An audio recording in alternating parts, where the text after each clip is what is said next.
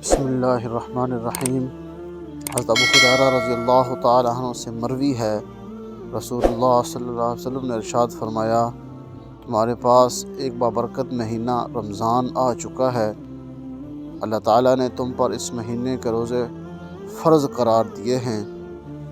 اس میں آسمان کے دروازے یعنی جنت کے دروازے کھول دیے جاتے ہیں، جہنم کے دروازے بند کر دیے جاتے ہیں، اور سرکش شیاطین کو طوق پہنا دیے جاتے ہیں۔ اس میں ایک رات ہے جو 1000 مہینوں سے بہتر ہے۔ جو شخص اس رات کی نیکی یعنی عبادت سے محروم رہا، وہ حقیقتاً محروم شخص ہے۔ اس لیے رمضان مبارک کے مہینوں کے اندر ان دنوں کے اندر دن کو روزہ رکھا جائے اور رات کو عبادت کی جائے۔